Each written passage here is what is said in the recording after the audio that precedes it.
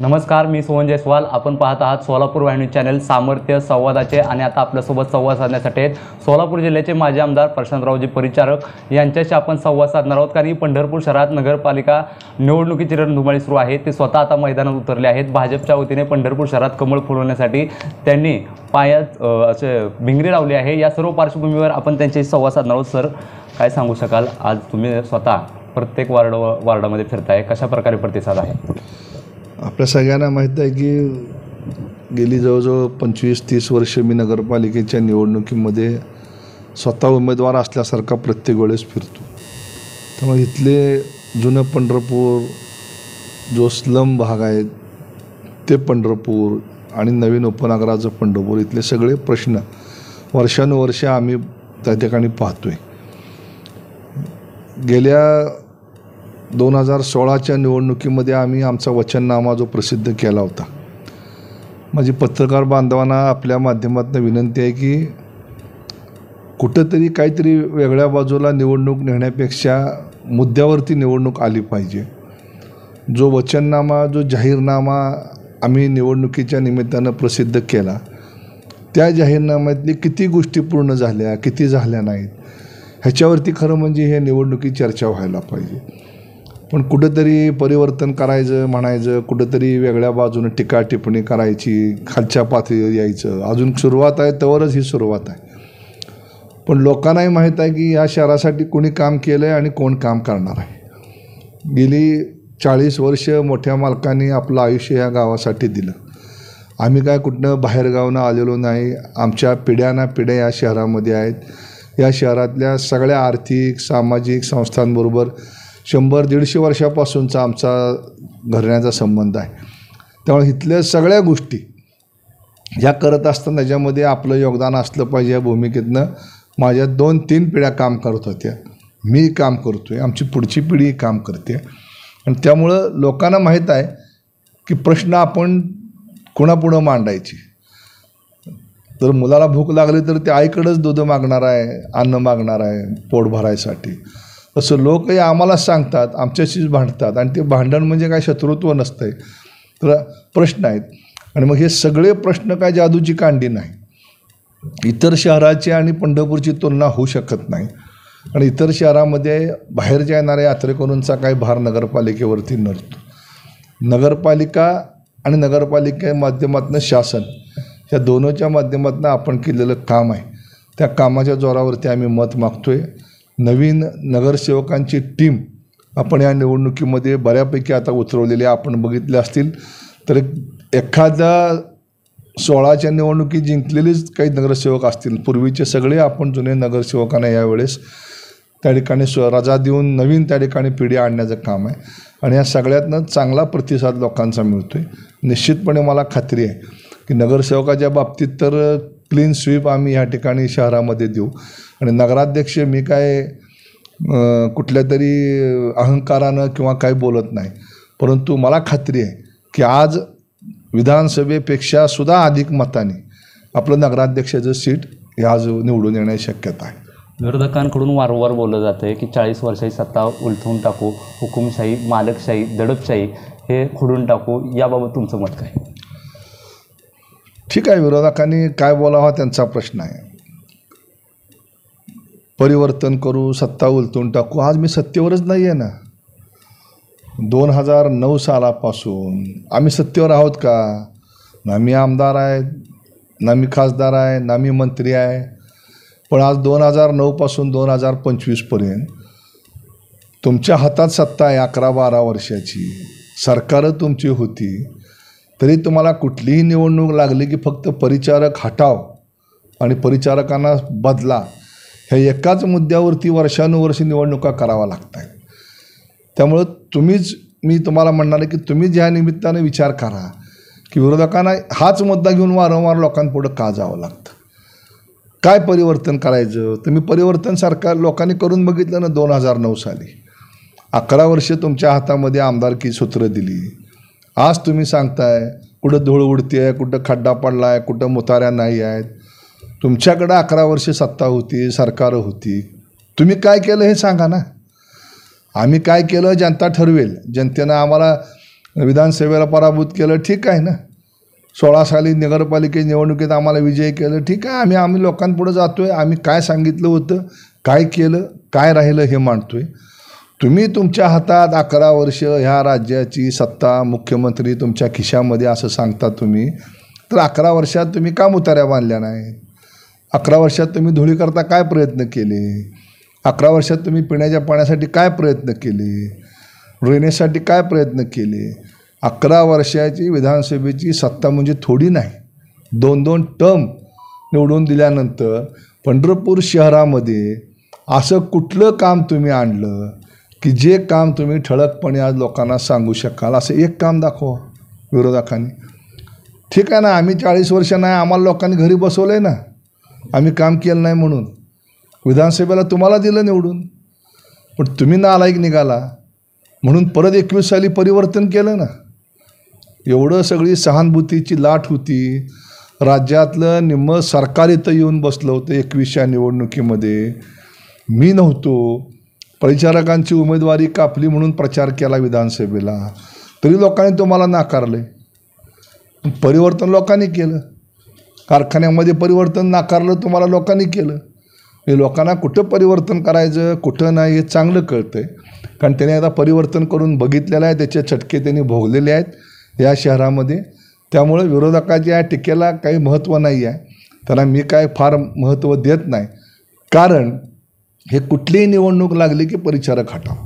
आम्ही म्हणतो रस्ते करायचे, ते म्हणतात परिचारक हटाव. आम्ही म्हणतो पाणी गावाला चांगलं द्यायचं आहे, ते म्हणतात परिचारक हटाव. ड्रेनेज पूर्ण करायचं आहे, परिचारक हटाव. अजून काय डेव्हलपमेंट्स करायचे आहेत, नाट्यगृह करायचं आहे, MI लेक डेव्हलप करायचं आहे, ते म्हणतात परिचारक हटाव. म्हणजे आम्ही म्हणतो विकास करायचा आहे आणि ते म्हणतात परिचारकांना बदला. पंढरपूर शहर भयमुक्त करू असं सातत्याने बोललं जाते. काल प्रचारादरम्यान सुद्धा त्यांनी 3 वेळा सांगितलेलं आहे की परिचारकांपासून पंढरपूर शहर भयमुक्त करू.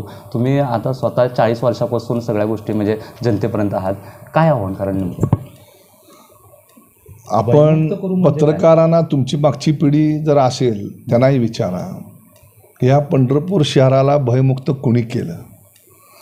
1975 ते 1985 हा कालखंड नवीन पिढीला ह्या पंढरपूर शहरातल्या माहीत नाही, परंतु ज्या आज 55, 60, 65, 70 वर्षाचे लोक असतील तर ह्या शहरामध्ये दिवसा खून पडत होते, दिवसा मारामाऱ्या होत होत्या, तलवारी घेऊन लोक फिरत होते. स्वर्गीय मोठ्या मालकांनी आपल्या आयुष्यातली 85-90ची टर्म ही पूर्णपणे ताकद लावून या शहरातली गुंडगिरी दहशत संपवण्याकरता खर्ची घातली. कुठेही बळाचा वापर न करता सगळ्यांना एकत्र बसवून त्या ठिकाणी गावातला दहशत कमी करण्याचा प्रयत्न केला. म्हणून मालकांच्या पाठीमागं 25 वर्ष या शहरातली तालुक्यातली लोकं राहिली. पण आपण जर बघितलं तर खऱ्या अर्थानं दहशतीचा आणि गुंडगिरीचा वापर कधी सुरू झाला तर 2009 सालापासून. तुम्ही बारकाईनं बघा. म्हणजे आज जी मंडळी तुमच्याबरोबर नाहीत ती तेव्हा तुमच्या बरोबर होती. आज ती तुमच्याबरोबर नाहीत म्हणलं की भयमुक्त करा. कोणापासून भय आहे तुम्हाला? बरं, या आमच्या घराण्यामध्ये गेल्या 100 वर्षाच्या इतिहासामध्ये एक तरी केस आहे का आमच्या कुटुंबावर कोणाला मारल्याची, काय भांडणं केल्याची? मग कोणापासून भयमुक्त? आम्ही तर कधीच कोणाला भीती दाखवत नाही, ना जातीची दाखवत नाही, ना पैशाची दाखवत नाही, ना कुठल्या समाजाची दाखवत नाही. कशाची भीती आहे तुम्हाला? आता तुम्ही ज्या पद्धतीने बोललात की नाट्यगृह वगैरे, कालच त्यांनी भाषणादरम्यान सांगितले की पंढरपूर शहरातील नामकीर्तन भवनला जो निधी येतोय वारंवार 25 कोटीतील 40 कोटीतील त्या निधीवर ह्यांची घरं परिचारकांची घरे बांधले गेले आहेत असा घणघणीत आरोप केला आहे. काय सांगू शकाल? त्याला अजून काय बालिशा आहेत, त्यांची बुद्धी जी मला कीव करावी वाटते. माझ्या कुटुंबामध्ये आज नाही 1930 सालापासून 4 चाकी गाडी आहे आमच्या कुटुंबामध्ये. तेव्हा ह्यांना गाड्या कसल्या असतात माहीत नसतील, तेव्हापासून माझ्या कुटुंबात 4 चाकी गाडी आहे. मला कुणाने दिलेल्या पैशावरती घरं बांधायची आज जरी गरज नाही. मी आज कुठेही सत्तेत नाही. तुमच्याबद्दल लोक काय बोलतात, तुम्ही काय उद्योग केले, तुमच्या आता नाव घ्यायचं नाही कोणाचं, जे गेले त्याच्याबद्दल बोलून आपली संस्कृती आहे. परंतु आता तुम्ही जर आर्य म्हणला तर मलाही एक आर्य म्हणावं लागेल. पण तुमच्याबद्दल काय बोललं जातं समाजामध्ये. आज तुमच्या दारात लोक येऊन बसतायत, आज तुम्ही बाजारात चर्चा करा की आज तुम्हाला निवडणुकीमध्ये किती लोकांनी अडवलं, घेतलेले पैसे माघारी द्या म्हणून. त्यामुळे कुणी बोलायचं ह्या गोष्टी. त्यामुळे त्यांच्या असल्या निवडणूक आहे नगरपालिकेच्या मुद्द्यावर बोला. नाट्यगृहाचा निधी कोण देतो? शासन देतो. टेंडर कोण काढतं? शासन काढतं. गरज आहे 70 कोटीची. तुम्ही आमदार होता घरात तुमच्या, किती पत्र दिली नगरपालिकेला निधी द्यावा म्हणून, नाट्यगृहाला निधी द्यावा म्हणून. उलटं झालेलं टेंडर त्या ठेकेदाराला कोर्टात पाठवलं आणि 2 वर्ष डिले केला. शेवटी कोर्टात नगरपालिकेनं कॉम्प्रोमाइज केलं आणि त्याला ब्लॅकलिस्टमधनं काढतो म्हणले. त्याचं टेंडर रद्द करा हायकोर्टने ऑर्डर केल्यानंतर ती टेंडर रद्द करून 2 वर्ष गेली. म्हणजे ठाकरे सरकार होते त्या काळात 3 वर्षात रुपया निधी दिला नाही. आणि ह्यांनी सांगायचं आम्हाला नाट्यगृह तुम्ही करतो म्हणला होता आणि त्याच्यावर काय. ते वारंवार परिचारकांना टार्गेट केलं जाते. पंढरपुरात विकास म्हणावा तसा झालाच नाही आहे. तसेच ह्यांचं म्हणजे परिचारकांचं राजकीय अस्तित्व संपवण्यासाठी सर्व विरोधक एकवटले आहेत. यावर तुम्हाला वाटतं? मुद्दा असा आहे की परिचारकांचं राजकीय अस्तित्व संपवायला आम्ही 2009 पासून सत्तेतच नाही आहे ना. आम्ही सत्तेत असतो तर आमचं संपवायचं अस्तित्व बरोबर आहे. तुमच्यापुढे जर दुसरा मुद्दाच नाही कुठला, परिचारक परिचारक परिचारक एक कलमी कार्यक्रम. बरं हे काय आम्हाला नवीन नाही. आज ही विरोधक एक होते एकाची 4 झाले. एकमेकावरती त्यांनी काय आरोप केले कारखान्याच्या इलेक्शनला हे तुम्हीच पत्रकारांनी बघा. कुठल्या स्तरापर्यंत ती गेली होती. एकमेकाची आबरूची लखतरं काढण्यापर्यंत त्यांनी भाषणं विरोधकांनी तुमच्यावरच तुम्ही केलेली आहे. काय त्यांची भाषा होती स्वर्गीय भारत बालक्यांबद्दल, त्यांच्या चारित्र्याबद्दल ते काय बोलत होते, त्यांच्या कॅरेक्टरबद्दल काय बोलत होते. तुम्ही अभ्यास करा ना. त्यामुळं तुम्ही आमच्याकरता एक व्हायचं का न व्हायचं हा तुमचा प्रश्न आहे. माझं काम चालू आहे. मी लोकांना घेऊन पुढं चाललो आहे. मी सत्तेत असताना किंवा नसताना मी कधी रडत बसलो नाही. मी सत्तेत नसतानासुद्धा तुमच्यापुढं आता 100 कामाची यादी सांगू शकतो. मग ड्रेनेज नंबर टप्पा 3 आम्ही अभिवचन दिलं, ते पूर्ण केलं. नाट्यगृहाचं काम मार्गी लावलं. इथं तुळशी वृंदावन उभा केलं. MI लेकची डेव्हलपमेंट झाली आहे. रस्त्याची कामं तुम्ही बघताय. जवळजवळ मी जे अभिवचन दिलं होतं त्याप्रमाणे 157 कोटी रुपयाचे 25 रस्ते. मी तुम्हाला नावं सांगतो. समोर ज्यांनी एक नाव सांगावं, मी तुम्हाला 25 रस्त्याची नावं सांगतो कुठले कुठले रस्ते केले होते. गेल्या 5 वर्षामध्ये DPDCतनं पैसे आणून अंतर्गत रस्ते करण्याचं नियोजन केलं. जर 250-300 किलोमीटरचे रस्ते या शहरामध्ये आहेत तेव्हा त्या रस्त्याला पडणारा निधी आणि मिळणारा पैसा ह्याच्यामधून ती सगळीच कामं काय एका दिवसात पूर्ण होणार नाहीत. जुन्या पंढरपूर शहरामध्ये दुरुस्तीचे प्रश्न आहेत, नवीन शहरामध्ये निर्मितीचे प्रश्न आहेत आणि ही कामं आम्ही करतो आहे. त्यामुळं परिचारकावर टीका करून तुम्ही राजकारणाची पोळी भाजू नका. तुम्ही जर खरंच जातीवंत असाल तर तुम्ही काय कर्तृत्व दाखवलं 11-12 वर्षाच्या आपल्या विधानसभेच्या कारकिर्दीमध्ये या शहरासाठी तुम्ही काय चिमटभर जरी काम केलं असेल ते म्हणाल ते मी शिक्षा बघायला तयार आहे. राहिला भ्रष्टाचाराचे आरोप, एकही माणूस ह्या शहरातला उभा करून दाखवा, ठेकेदार असो कुणीही असो, जर त्यांनी सांगितलं की मी परिचारकांना ह्या कामामध्ये रुपया दिला आहे त्यांना सिद्ध करून दाखवा. जाहीरपणे राजकारण माघारी घेतो आणि चौकात येऊन फाशी घेतो. त्यामुळे या शहरातल्या लोकांना आम्ही कसे आहोत हे सगळं माहीत आहे. त्यामुळे ह्यांच्या कोणाच्या शिफारशीची आम्हाला गरज नाही. उलट तुम्ही आज जी एकत्र आलो म्हणून बैठका करताय, जिनी बैठका 3 महिन्यापासून एका ठिकाणी बसताय, त्याच लोकांनी तुमच्या वडिलावरती तुमच्यावरती काय आरोप केले, तुमच्या हातात ज्या संस्था होत्या त्या संस्थाची काय अवस्था आज आहे ही जरा लोकांपुढे येऊन सांगा ना. आणि मग तुम्हाला लोकांनी का स्वीकारायचं. ही काय घराणेशाहीची निवडणूक नाही आहे. त्यामुळे तुम्हाला का स्वीकारायचं. ही निवडणूक कार्यकर्त्याची आहे. सार्वजनिक जो जागा होती मी माझ्या घरातल्या कुटुंबातल्या कोणालाही उभा करू शकलो असतो. का केलं नाही? ह्या नगरपालिकेमध्ये माझ्या कुटुंबातले नगराध्यक्ष होते 17 वर्ष जुन्या पिढीमध्ये, पण आम्ही कधी त्या नगरपालिकेमध्ये नगरसेवक घरातला पाहिजे हाव दाखवली नाही. ओपन जागा निघाली, विलासराव साळुंखेंच्या बायकोला उभा केलं, त्यानंतर नागेश भोसलेच्या बायकोला उभा केलं. कोण होते हे? ओपन समाजातले होते. कार्यकर्त्यांच्या बायकांना निवडून आपण त्या ठिकाणी आणलं. मग दगडू अण्णा असतील, वामन तात्या असतील, पांडुरंग घंटी असतील, लक्ष्मण पापरकर असतील, सतीश मुळे असतील, अशी किती नावं सांगून नगराध्यक्ष केल्याची. आता ज्या पद्धतीने तुम्ही नगराध्यक्षाची नावं सांगितली, यादी सांगितली, आता मागील वेळेचे विद्यमान नगराध्यक्ष असतील 7.5 वर्ष कालावधी त्यांनी भोगला, त्यांचं असं मत आहे की कसं आहे, समाजामध्ये एक कृतज्ञपणानं वागणारे काही लोक असतात. दगडाखाली हात होते, मग तुम्ही सोडवून घ्यायचे ना. तुम्हाला कोणी बंदी घातली होती? त्यामुळे विकास करता आला नाही. विकास कुठला? म्हणजे विकास केला नाही हे तुम्हीच कबूल करताय. तुमच्या मांडीला मांडलं ते बसलेला चालतोय ह्याना जो सांगतो विकास नाही केला, आणि मी सांगतो काय कामं केली. डिबेटला समोर येऊ द्या. पत्रकारांना माझी विनंती आहे, सगळे पत्रकार बसू आणि त्या नगराध्यक्षाला बोलवा समोर, आणि कुठल्या ह्याच्यात तुझ्या दगडाखाली हात होता. जर तुझ्या डोक्यावरती जर स्वर्गीय मोठ्या मालकांचा हात नसता तर ही कुठेतरी खडी फोडायला गेले असते जेलमध्ये. त्यांनी आम्हाला शिकवून शहाणपणा. त्यांनी दादागिरीवर बोलायचं, भयमुक्तीवर. ज्यांनी आपल्या घरातल्या कुटुंबातल्या लोकांना उघड्यावरती आणलं त्यांनी आम्हाला दादागिरी भयमुक्त पंढरपूरची भाषा शिकवावी ह्या लोकांना. छापा तुम्ही, जाहीरपणे सांगतो मी. हे खडी फोडायला गेले असते, तुमच्या डोक्यावर हात नसता तर मोठ्या मालकाचा. निदान थोडी लाज तरी बाळगली पाहिजे ह्या लोकांनी. की कोणी तुम्हाला अध्यक्षपद दिलं, कोणी तुम्हाला मोठं केलं, हे कशाच्या जोरावर तुम्ही बोलताय आज एवढी मिजासीमध्ये? अरे तुझ्या कुटुंबातली माणसं तर बरोबर आहेत का बघ. सगळ्याच त्या कुटुंबातल्या लोकांनी येऊन सांगितलं आम्हाला की ह्याला पद देऊ नका म्हणून. आणि जर आमच्या दगडाखाली तुझा हात होता तर का आला इथं पाया पडायला मायापाशी 8 दिवसापूर्वी?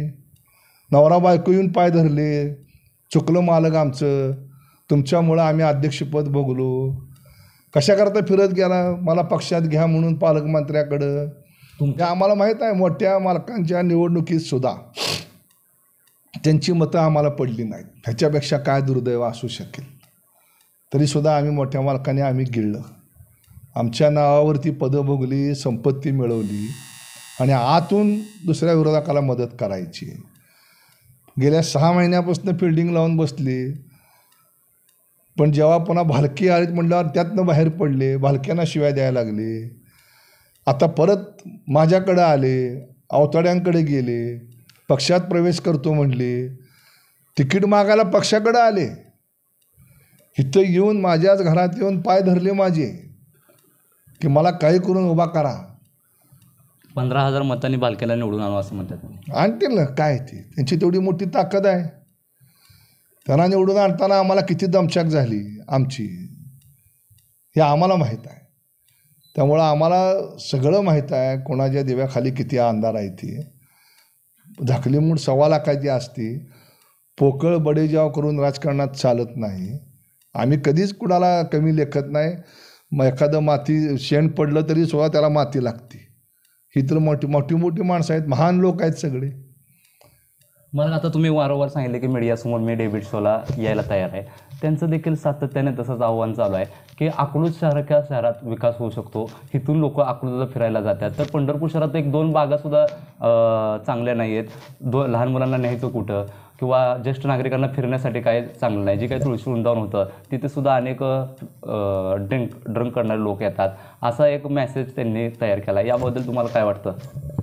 तुम्ही आता अकलूजचीच तुलना करायची म्हटलं तर अकलूजला विजयदादा नेतृत्व होतं, जे राज्यामध्ये 25 वर्ष सत्तेमध्ये होते. मंत्री होते, उपमुख्यमंत्री होते, सगळ्या शासनाच्या तिजोरीच्या चाव्या त्यांच्या हातात होत्या. मोठे मालक एक सामान्य आमदार होते. आणि 2009 पासून तर आम्ही सत्तेत नाही. आहो का सत्तेत आम्ही नाही आहे. लोकांनी आम्हाला सांगितलं तुम्ही नको, आम्हाला हे आमदार पाहिजे, घ्या. आणि मग सत्ता तुमची, आमदारकी तुमची, आणि अपेक्षा करताना आमच्याकडनं. तुम्हाला तरी पत्रकारांना ही कशा गोष्टी पटतात का? की तुम्ही त्यांना विचारलं पाहिजे, तुम्ही सांगा ना 11 वर्षात काय केलं. 2005 साली मी ते उद्यानं उभा केली. 2009ला मी आमदार नव्हतो. 2009पासून 2021 सालापर्यंत तुम्ही उद्यानाकरता काय आणलं.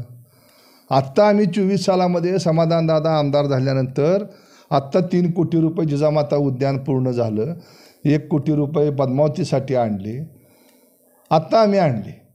11 वर्षामध्ये 1 रुपया या महाशयाने या शहराकरता दिलेला नाही. ड्रेनेजची योजना 68 कोटी ती मी 16 साली विधान परिषदेवर निवडून गेल्यानंतर फडणवीस साहेबांकडनं आणली. पाण्याची योजना म्हणजे तुम्हाला थोडक्यात असं म्हणायचं आहे की स्वर्गीय भारत भालकेंनी 11 वर्षात कोणत्याही प्रकारचा विकास केला नाही. मला म्हणायचं नाही आहे. विकासाचं एक काम त्यांनी सांगावं. 11 वर्षामध्ये ह्या पंढरपूरच्या तालुक्यातल्या जनतेने आम्हाला निवडून दिलं. 11 वर्षामध्ये आम्ही ही कामं या पंढरपूर शहरामध्ये केलं. मग तुम्हाला येणाऱ्या निवडणुकीत भालकेंचं आव्हान वगैरे काय वाटत नाही. विषय आव्हानाचा नाहीच आहे इथं. नाही, त्यांचं असं मत आहे की प्रस्थापितांना भालकेंचं आव्हान वाटत आहे, असं वारंवार त्यांचं मत आहे. अरे तुझं आव्हान 2 वेळा बघितलं आहे ना आम्ही, 21ला आणि 25ला स्वीकारलं आहे ना. या शहरामध्ये 25च्या विधानसभेला 4000 मतांनी निवडून आम्ही लीड आहे ना आम्हाला या शहरामध्ये. त्यामुळे आव्हानाचा विषय नाही इथं विषय आहे तुम्ही काय काम केलं ही लोकाला सांगा. तुम्ही काय काम केलं, काय करणार आहे हे सांगा. नुसतं परिचारकाला शिव्या देऊन मतं मिळवायचा प्रयत्न करू नका.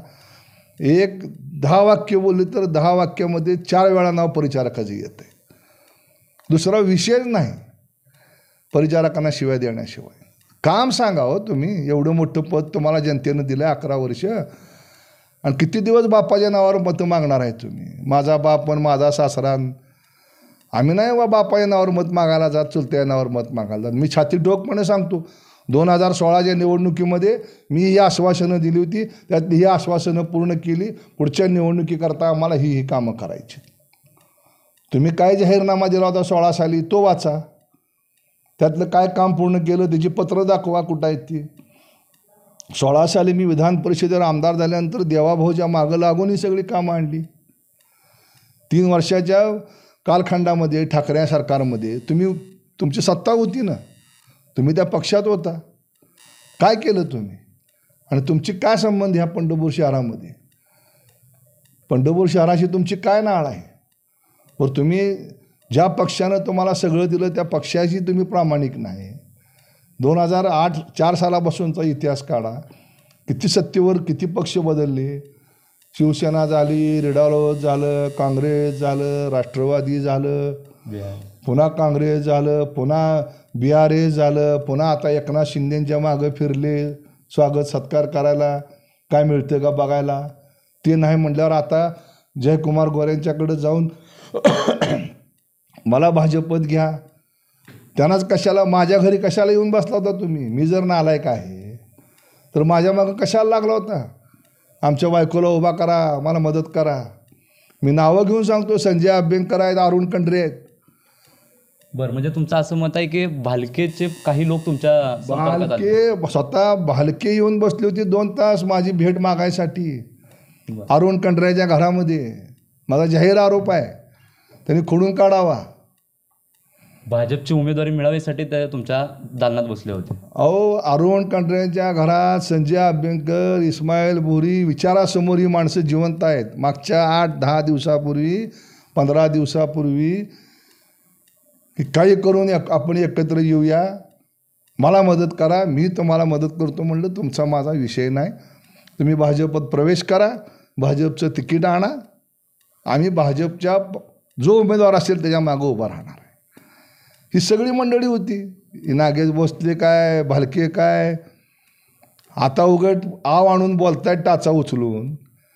दाखवायचे दात ह्यांचे काय आहेत, खायचे काय आहेत. मी कधी सांगायला कोणाला गेलो नाही, पण मी पाठिंबा द्यावा उमेदवारी मागायसाठी इथे येऊन बसले होते. आणि ही मंडळी आज आम्हाला सांगतात की तुमचं काय खरं, तुम्ही काय केलं आणि काय नाही. मग आम्ही काहीच जर केलं नसेल तर कशाकरता पाठिंबा मागत होता आमचा. द्यावा ना उत्तर त्याने. बरं, खरं खोटं तुम्ही विचारा जाऊन. संजय अभ्यंकर वकील आहेत. मालक, शेवटचा प्रश्न, परिचारकांनी सगळे गुंडगिरीचे लोक या ह्याच्यात दिलेले आहेत, म्हणजे ज्याच्या नावावर मर्डर आहे, हाफ मर्डर आहे, असे लोकांना उमेदवारी दिली आहे, असा एक मेसेज सगळ्या पंढरपूर शहरात आहे. याबाबत तुमचं मत काय? एक लक्षात घ्या, पंढरपूर शहरामध्ये अनेक समाजामध्ये गेली 40-50 वर्षापूर्वीपासूनचं त्यांचं एकमेकाचं वितुष्ट आहे. पण ते वितुष्ट, त्याच्या काही गोष्टी आम्ही राजकारणामध्ये कधी येऊ दिल्या नाहीत. आज लक्ष्मण पापरकरांचे मंडळी आहेत, ते गुन्हेगार आहेत का? नाही. असतील तर त्यांना सांगतो तुम्ही आजच्या आज विड्रॉल व्हा म्हणून. एक सामान्य कुटुंबातला माणूस आम्ही उभा केला आहे, जो उपेक्षित आहे आयुष्यभर. अशा मेहतर समाजाचे, गुजराती समाजाचा गुरुडोडिया, ज्या कुटुंबाने, ज्या लोकांनी आयुष्यभर या समाजाची सेवा केली, त्याला आम्ही उमेदवारी दिली. आज तो कवडे म्हणून एक प्रभाग नंबर 3 उमेदवार आहे. तो छकडा चालवतो, हातगाडी चालवतोय रोज. दशरथ कवडे, तो माल वाहतुकीचं काम करतो, अत्यंत गरीब घराण्यातला आहे, पण समाजामध्ये आज लोकप्रिय आहे, त्याला उमेदवारी दिली. अशी एक ना मी 1000 उदाहरणं तुम्हाला सांगतो आत्तापर्यंतच्या राजकारणामध्ये मोठ्या मालकांनी कोणाकोणाला संधी दिली. म्हणजे आमच्याकडं आलेलं म्हणलं की गुंड, आणि तुमच्याबरोबर आहेत ते काय? काल आमच्या लोकांनी फिर्याद दाखल केल्या अनिलनगर भागामध्ये लोकांना फिरू दिलं नाही म्हणून. म्हणजे सत्ता आमची आहे, भारतीय जनता पक्षाची, आणि गुंडगिरी ते करतायत. का आमच्या लाला पानकर उमेदवार आहे, त्याच्या लोकांना फिरू देत नव्हते त्या भागामध्ये. मग गुंडगिरी कोणाची? काल संध्याकाळी प्रभाग क्रमांक 13 त्या ठिकाणी आज अनेक लोकांना दम दिला, तुम्ही का फिरताय म्हणून. त्या नागेश बसल्याने काल संध्याकाळी तक्रार माझ्याकडे आली, म्हटलं फिर्याद द्या पोलीस स्टेशनला, मी बघतो काय करायचं ते. कोणाची गुंडगिरी आहे? आणि सांगा आम्ही कोणाला गुंडगिरी केली. एक नाव सांगा ना तुम्ही कोणाचं गुंडगिरीचं आहे ते. हां, एखाद्यावरती आरोप असणं आणि शिक्षा होणं हे फरक आहे. आता आमदारांसुद्धा ॲफिडेविट द्यावं लागते, अनेक आमदारावर सुद्धा गुन्हे आहेत असे ॲफिडेविट असतात. पण शिक्षा होणं आणि एखादा गुन्हेगार असणं, तुम्ही त्याच्या कपाळावर शिक्का नका ना मारू. नाही, संदीप आदटराव, हे आदटराव कुटुंब 2009 साली विधानसभेला कुठं होतं? 2014 साली कुठं होतं? 2019ला कुठं होतं? 2021ला कुठं होतं? आणि 2025च्या निवडणुकीमध्ये आदटराव फॅमिली कोणाबरोबर होती? सांगा ना तुम्ही चौकात येऊन. म्हणजे तुमच्या निवडणुकीला ही मंडळी फिरत होती, तेव्हा ते संत होते, आणि आमच्याकडनं उभारलं की लगी गुन्हेगार. गंगेकर कोणाचा आहे? आज रोज दमदाट्यात चालू आहेत प्रभाग नंबर 1, 2, 3 ते सगळे संत आहेत का? आणि मग तुम्ही स्वतःचं ठेवताय, तुमच्याबरोबरच आहेत ना सगळे. हे विधानसभेला तुमच्याबरोबर आहेत, नगरपालिकेला तुमच्याबरोबर आहेत, मग ते तुम्हाला चालतात. आणि आम्हाला उभा करायचं भाजपनं म्हणलं की तुम्ही गुंडगिरी केली.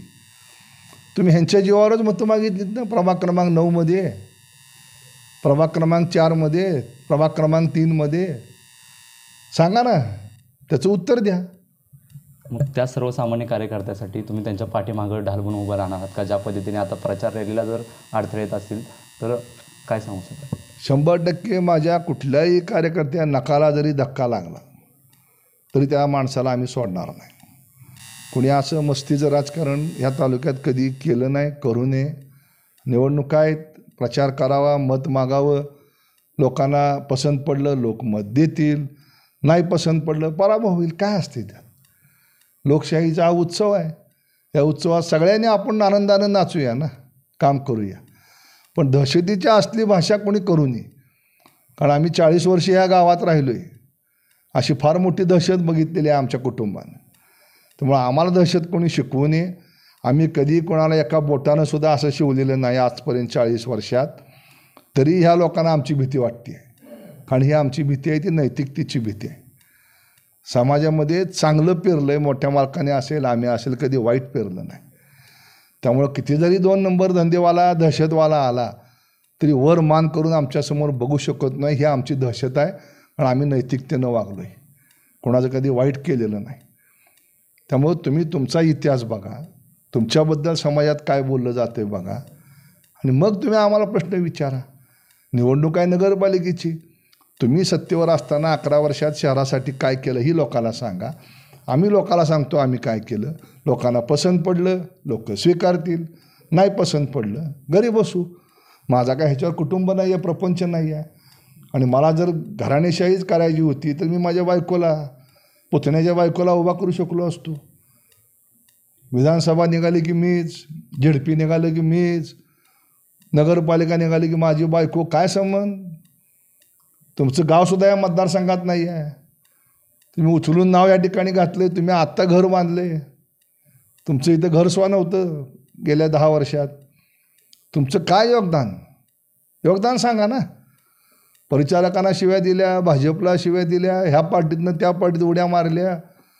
ठीक आहे ना, तुम्ही सुदैवानं आमदार झालात, त्याचा हिशोब द्या ना. तुम्हाला जर एक मुतारी बांधता आलं नाही. 2009 साली ह्यांची पिताश्री म्हणत होती की स्टँडपासून देवळापर्यंत मुतारी नाही. लोकांनी तुमचं ऐकलं, आम्हाला बसवलं घरी, तुम्हाला आमदार केलं. 11 वर्षात तुम्हाला मुतारी बांधता आलं नाही. कुणी बांधायची? आमदार कोण होतं? आणि तुम्ही हिशोब आम्हाला मागताय. कारण नगरपालिकेचं उत्पन्न आहे 20 कोटी. शासनाकडनं पैसा आला तरच नगरपालिका काम करू शकते. कुणी त्याचा अभ्यास करा. 13 कोटी घरपट्टी आहे, 5-5.5 कोटी पाणीपट्टी आहे, आणि इतर उत्पन्न 3-4 कोटी आहे. हे नगरपालिकेत स्वतःचं उत्पन्न आहे. पण 100-100, 100-125 कोटी रुपये नगरपालिकेला शासनाकडनं येतात. 55 कोटी रुपये नुसतं पगार आहे नगरपालिकेचा, शासन देतं. आणि मग ही सगळी कामं शासनातनं आलेल्या पैशातनं, जिल्हा नियोजन मंडळातनं, इतर माध्यमातनं हे पैसे आणावे लागतात. त्याकरता अभ्यास लागतो, जग बघावं लागतं. नुसतं रमीचा डाव खेळून दिवसभर राजकारण होत नसतं. त्याला वेळ द्यावा लागतो. सकाळी उठल्यापासून ही निवडणूक ती निवडणूक, पुन्हा यायचं, निवडणूक झाली की पुन्हा जायचं आणि जोगाराच्या अड्ड्यात बसायचं. ह्यानं राजकारण होत नसतं. त्याकरता ग्राउंडवरती काम करावं लागतं. कुटुंबातल्या सगळ्या लोकांनी सहानुभूती जर तुम्हाला असती तर तुम्हाला 21 साली लोकांनी स्वीकारलं असतं. किती दिवस सहानुभूतीच्या जीवावर भीक मागणार आहे तुम्ही मताची? कामाच्या जीवावर मागा ना एकदम काहीतरी. पण काहीच केलं नसल्यामुळं काय मागायचं? मग गुंडगिरी आहे, दहशतच आहे, कुठं धूळच आहे. आज एवढी मोठी कामं चालू आहेत 200-300 कोटी रुपयाची. मग तुम्हाला असं म्हणायचं आहे भावनिकतेचं राजकारण करू नका असं त्यांचं मत आहे असं? 100% राजकारण आहे, निवडणूक आहे, कामावर मत मागा. 2016चा जाहीरनामा तुम्ही काय दिला आणि काय केलं? तुमच्या हातात एवढी विधानसभा होती. मी पण तुमच्यासमोर जाहीरनामा ठेवतो, पत्रकारांना सांगतो तुम्ही जाहीरनामा जुना काढून बघा आणि त्यातली कामं पूर्ण झालीत का नाही मला सांगा. मी काय 100% कामं झाल्यावर दावा करणार नाही, पण 80%, 90% कामं आम्ही पूर्ण केलीत आणि त्या जाहीरनाम्याच्या जोरावरती आम्ही मत मागतोय. मला शेवटचा प्रश्न, पंढरपूरकरांना आता आव्हान काय करा? काय नाही, तुम्ही तुमच्या सत्सद्विवेक बुद्धीला स्मरून मतदान करा. निवडणुका आल्या की जात निघते, निवडणुका आल्या की पाहुणे रावळे निघतात, निवडणुका आल्या की पंढरपूर तालुक्यातली माणसं आणून इथं प्रचार केला जातो आहे, निवडणुका आल्या की दहशतीनं ह्या ठिकाणी गुंडगिरी करण्याचं नियोजन केलं जातं आहे. आणि काही नाही, फक्त निवडणुका आल्या की शिव्या द्यायच्या. दुसऱ्याची रेग पुसू नका, तुमची रेग मोठी करा.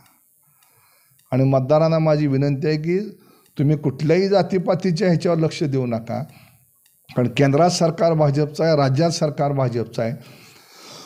जर भाजपचाच अध्यक्ष आणि नगरसेवक इथं आले तर केंद्रातनं आणि राज्यातनं ह्या तीर्थक्षेत्राकरता मोठ्या प्रमाणात पैसा आणण्याची धमक ह्या भारतीय जनता पक्षाच्या नेतृत्वामध्ये आहे. आणि देवाभाऊनी मग सगळ्या समाजाकरता, एक समाज नाही, जे प्रत्येक समाजाकरता करता येते ते करण्याची भूमिका घेतली आहे. लाडक्या बहिणींसाठी भूमिका घेतली, लाडक्या भावांसाठी घेतली, येणाऱ्या वारकऱ्यांसाठी घेतली. आणि त्याकरता जे करावं लागेल, इथल्या कुठल्याही माणसाचं नुकसान होणार नाही अशा पद्धतीचं राजकारण भारतीय जनता पक्षाच्या माध्यमातून पुढच्या 5 वर्षामध्ये ह्या तालुक्यात, या शहरात केलं जाईल. त्याकरता मतदारांनी त्यांचं आशीर्वाद आमच्या मागं उभा करावा एवढीच आपल्या माध्यमातून विनंती करणार आहे. धन्यवाद मालक, तुम्ही तुमचा मूल्यवान वेळ आम्हाला दिल्याबद्दल. एकंदरीतच 11 वर्षामध्ये केलेले विकास कामं मांडा, भावनिकतेचं राजकारण करू नका असं सांगत त्यांनी छत्रपती शिवाजी महाराज चौकात येण्याचं जाहीर आव्हानच प्रशांत मालक यांनी केलं आहे. तर पाहूया काय होते ते. कॅमेरामॅन संतोष खिलारीसोबत मी सोहन जयस्वाल, सोलापूर व्हायरल, पंढरपूर.